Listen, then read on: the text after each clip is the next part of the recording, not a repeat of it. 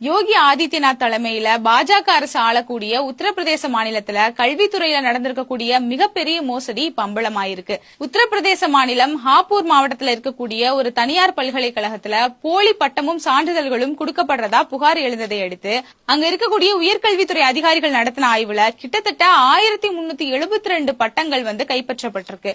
அது மட்டும் இல்லாம 262 போலி சான்றிதழ்களையும் அதிகாரிகள் கைப்பற்றி இருக்காங்க. அது கூடவே சேர்ந்து பல லட்சக்கணக்கான ரொக்க பணங்களும் 14 செல்போன்களும் 7 மடிக்கணினிகளையும் கைப்பற்றி இருக்காங்க. இந்த பிரச்சனையில பல்கலைக்கழகத்தின் தலைவர் விஜேந்திர சிங் ஹூடா மற்றும் துணைத் தலைவராக இருக்கக்கூடிய நிதின்குமார் சிங் உட்பட 10 பேரை கைது பண்ணிருக்காங்க.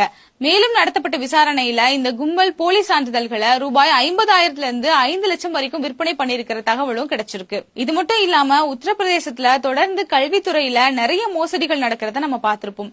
குறிப்பா கடந்த ஏப்ரல் மாதத்துல துணை பேராசிரியர்கள் ஒரு குழுவா சேர்ந்து போலி வினாத்தாள் தயாரித்து மாணவர்கள் கிட்ட விற்பனை பண்ண ஒரு விஷயமும் வெளியில மிகப்பெரிய பரபரப்பை ஏற்படுத்துச்சு.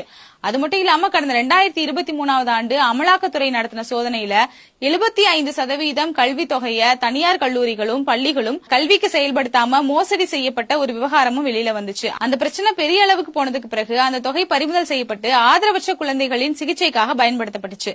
இப்படி உத்தரப்பிரதேசத்துல நீண்ட காலமாகவே கல்வித்துறையில நிறைய மோசடிகள் நடந்துகிட்டு இருக்கு. இதுக்கெல்லாம் காரணம் என்ன அப்படின்னு கல்வியாளர்கள் சொல்றாங்க அப்படின்னா, உத்தரப்பிரதேசத்துல கல்விக்குன்னு ஒதுக்கப்படக்கூடிய தொகை ரொம்பவே குறைவா இருக்கு.